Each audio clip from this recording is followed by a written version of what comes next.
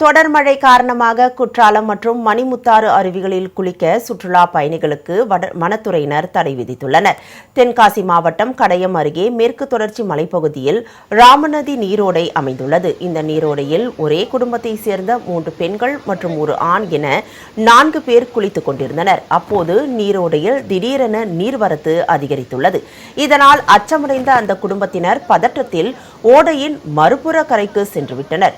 இதனை பார்த்த அருகில் இருந்த தோட்டத்தின் உரிமையாளர் ஓடையின் அக்கறையில் தவித்துக் கொண்டிருந்த 4 பேரையும் பத்திரமாக மீட்டு அனுப்பி வைத்தனர்.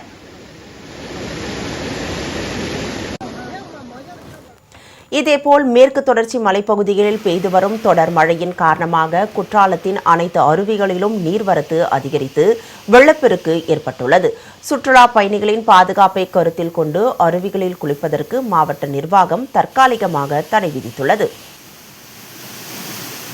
டைகர் ஃபால்ஸில் அருவி குளிக்கணும். அங்கேயும் இப்போ வண்டி எடுத்துகிட்டு போனால் அங்கேயும் தடை பண்ணிட்டாங்க. அப்புறம் பழைய குற்றாலம் போகணும்னு சொன்னாங்க. அங்கேயும் குளிக்க தடை.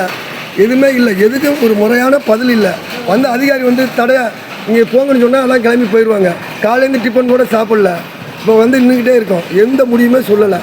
இதுக்கு தான் அதிகாரிகள் இதுக்கு ஒரு தக்க நடவடிக்கை எடுக்கணும். இல்லைன்னா மீடியாவில் போட்டால் யாரும் யாரும் கிளம்பி இங்கே வரமாட்டோம்ல. இங்கே இப்போ எல்லாரும் வேஸ்ட் ஆகி அப்படியே நின்று கூட்டமாக மக்கள்லாம் திரும்பி போயிட்டு இருக்காங்க. இதேபோல் திருநெல்வேலி மாவட்டத்தில் உள்ள மணிமுத்தாறு அருவியிலும் வெள்ளப்பெருக்கு நீடிப்பதால் அங்கும் சுற்றுலா பயணிகள் குளிக்க வனத்துறையினர் விதித்த தடை 7வது நாளாக தொடர்ந்து அமலில் உள்ளது.